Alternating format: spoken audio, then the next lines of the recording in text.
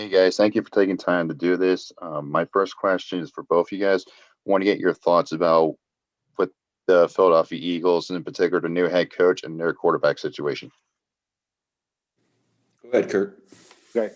I mean, obviously it's fascinating that you've got a guy in Carson Wentz that has played at an MVP level, but obviously was nowhere close to that last year. And, you have to sit back and wonder, okay, what's broken and how or can we fix it?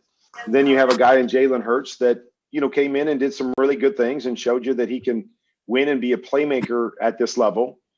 But I think there's a lot of questions with Jalen Hurts as well on what he can be consistently as a player. So even though we played well, they weren't winning some of those games. And for both of those guys, there was issues around them. So it's a fascinating situation that it seems very much like Philly is committed to Carson in some way, shape, or form. Obviously, they've got the big contract there. So I fully would not be surprised if this thing becomes a competition, and I wouldn't be fully surprised if Carson Wentz became the starter again in Philly because of a number of different issues, and if they can clean him up and get him back to what he's been at other times in his career. I mean, been to the playoffs, obviously, like I said, the MVP season, but even a year ago, what he did with all the injuries to bring his team back and win late in the season to get them into the playoffs. He's done some really good things in this league. And I think the Phillies' approach is simply, okay, we got away from whatever made Carson good. And he was pressing and had a bad year last year, but we don't believe that's who Carson Wentz is. So I fully expect this to be an open competition. And I could see either one of these guys being the starter for Philly next year. Well, this whole situation kind of was interesting to watch this season with, are they going to change quarterbacks? Are they not going to change quarterbacks? Is Doug Peterson going to stay there? Is he going to be gone? And it's been interesting several years in Philly to me because personally, I know the coaches that had been there, and Andy Reid had been there, and he was very successful and not there anymore. And Doug Peterson, of course, Doug was a backup quarterback for me at the Packers. And of course he won a Super Bowl and now he's not there anymore. So they've got a bit of a revolving door there and they're looking for perfection and maybe they deserve it. And Howie Roseman's put together a nice roster. If they got to stay healthy, obviously. But, I got to know Jalen Hurts before the draft and I love the kid and I know Carson Wentz as well. But, I was thinking, in fact, Kurt, we mentioned that we talked about this a lot on the air. I thought it would be good for Carson Wentz to get a new start someplace else, like Ryan Tannehill did, and just go to another team and start over and without looking over your shoulder and all of that thing. And I thought Jalen Hurts is good enough to start in the National Football League. So when you have, what did John Madden say? When you have two quarterbacks, you don't have one. Well, I don't know about all that, but I think they're both good enough to start. And I would hate to see that team go back and forth and have controversy and a split locker room and all of that next year. It's just would be difficult for them.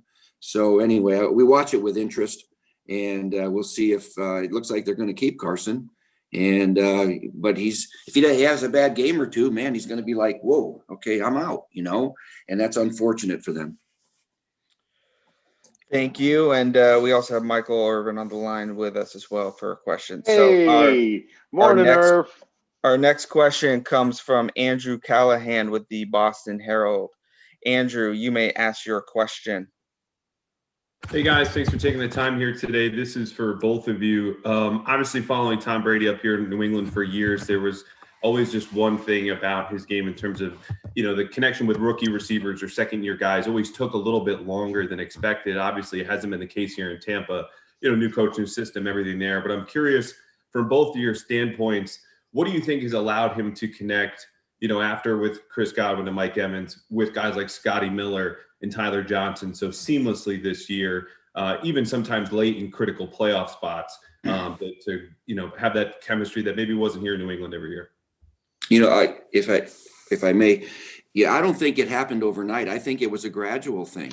They were really inconsistent, I thought, early in the season. They were 7-4, 7-5, right, or whatever, and we were going like, whoa, boy, they really missed the preseason and training camp. They could have used it. And Tom came in learning a new system, and Kurt can talk about that because Kurt learned several new systems. It's not easy. I don't know how these guys do it. It's a completely new language, so it does take time mentally and physically to rhythm up with all these different guys with different routes and different timing. But right now, the last 6 or 7 games, man, it seems like they have found a good rhythm, and they're very dangerous, especially throwing the ball deep. For a while there, they couldn't complete a pass down the field, and now they're as good as anybody in the league. So Kurt can talk about learning a new system and how fast it takes to be efficient in it. Yeah, I would say that, to me, when you're learning or getting comfortable with new guys, consistency is key, right? And especially for a guy that plays the game like Tom does, like I did, with anticipation, with, reading defenses and expecting your guys to be in certain places. So I think that's a huge part of, as Coach said, some of the ups and downs. When you watch the different receivers they have, I think one of the reasons he's had great success with Scotty Miller is because Scotty Miller, they ask him to do certain things, but he's very consistent with what he does route running.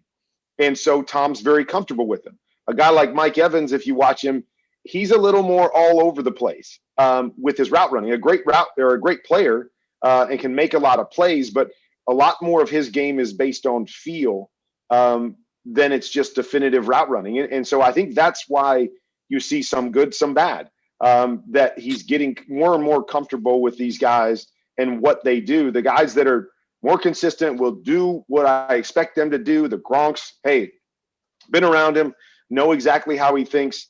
Tom's been, good with those guys. The other guys that may be a little more unorthodox, there's been, some challenges there. And we've seen that, all 3 of the interceptions last week were thrown to Mike Evans, right? And, there's just different things where it's like, oh, I think he's going to do this, but he does that. And so, Tom, you give him a guy that's going to do the same thing every time. I don't think he's going to have an issue whether he's a rookie or a 10-year vet. You give him guys that are a little more inconsistent with what they do, and it really messes with a guy that plays the game with timing. And I think we've seen that, throughout the year. And that becomes a big thing, for the Super Bowl is him and Mike Evans.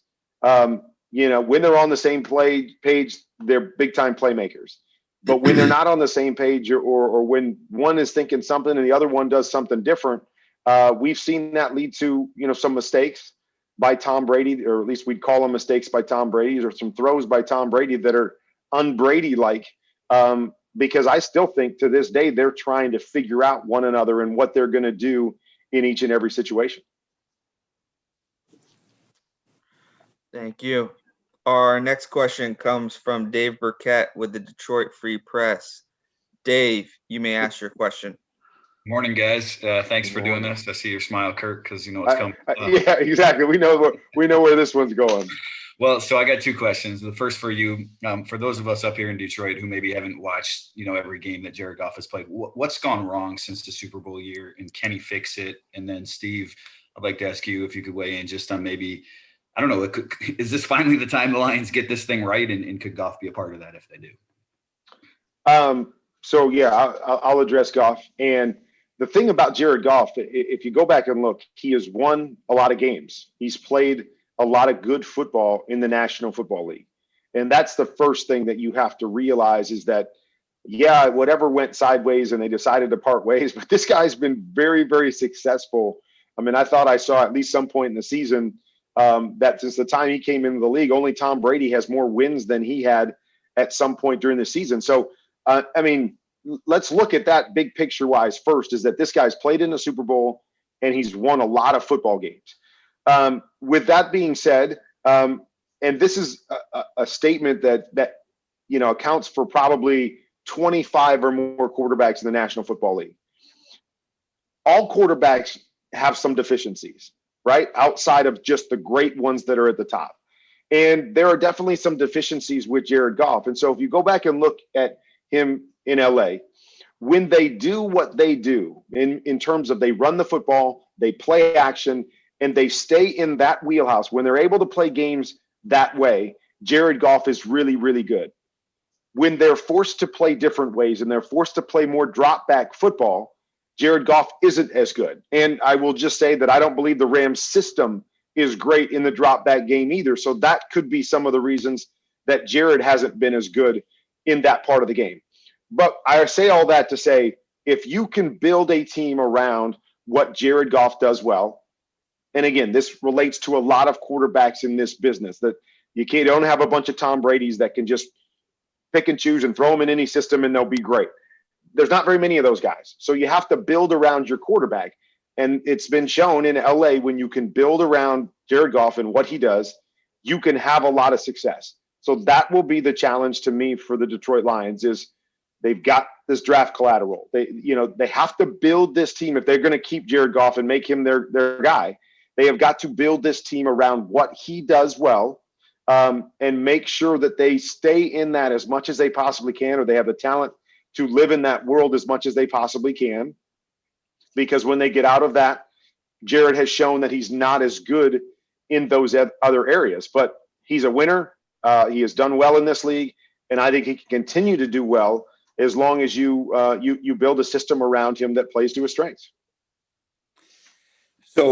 So Dave, you mentioned Detroit thing, and this trade could be a win-win, okay, for both teams if Matthew Stafford stays healthy and has a couple of 3 good years of playing really excellent. He can be a real good one. We all know that.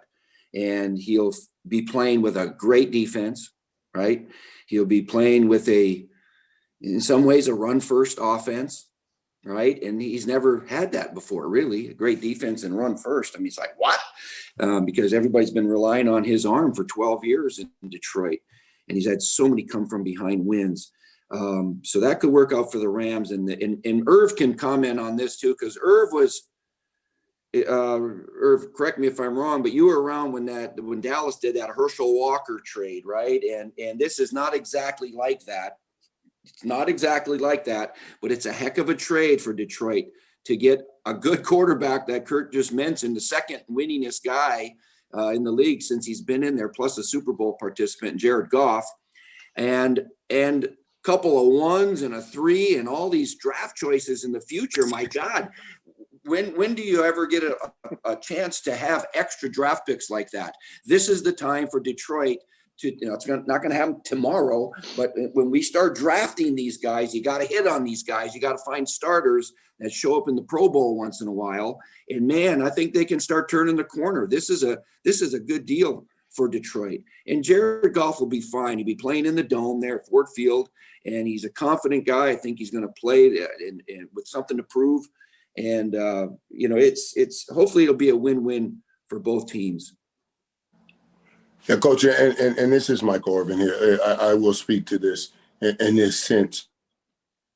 When we did pick up all of the picks from the Herschel Walker trade, that's one of the things I do remember us talking about, and talking about, like, okay, let's make sure we get the right kind of guys in here. We were not just talking physically gifted, but the mentality. The kind of guys that want to do something special, want to turn things around, want to change the narratives. And sometimes, if I'm in that situation, I'm going in looking for guys that kind of want to make their own mark and try to bring them in. And I'll take a guy a little less talented, but has the right attitude, because I know I'm building something. I want a guy that's going to be vibrant, always on the practice field, always lifting everybody up, because you're trying to turn something around. And it can work out a great way in Detroit if they know how to go and find those guys like Coach you're talking about, not just physically gifted guys, but the right mentality guys. Thank you. Our next question comes from Joe Fan with NBC Sports Northwest. Joe, you may ask your question.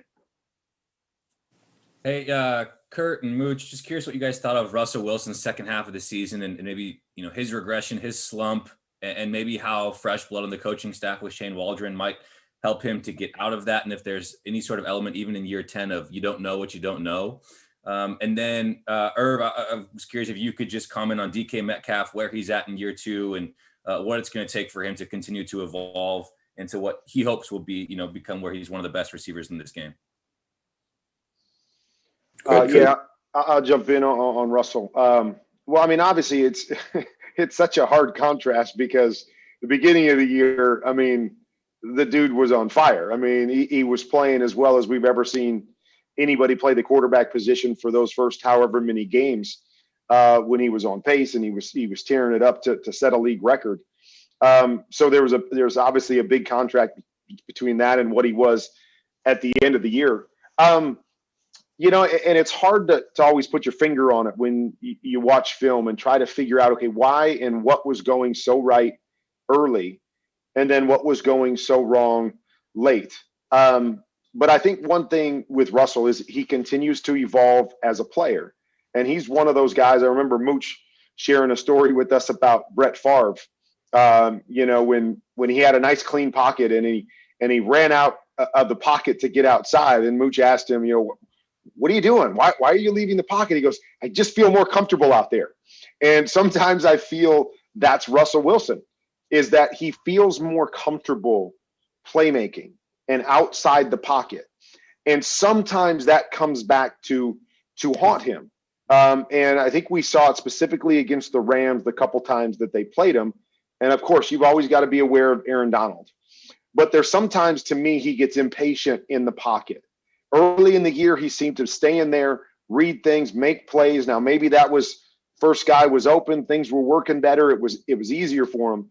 But I think sometimes he gets impatient in the pocket and doesn't trust what he's seeing or just feels more comfortable in another place.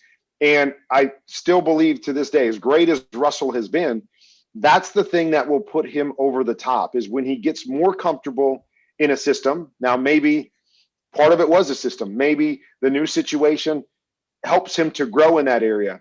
But we know how dynamic he is and what an unbelievable playmaker he is and how he wins games for his team.